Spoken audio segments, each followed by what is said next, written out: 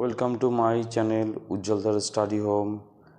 বন্ধুরা, আজ তোমাদের কাছে উদ্ভিদ কোষের চিত্র কিভাবে অঙ্কন করা যায় সে ভিডিও শেয়ার করছি।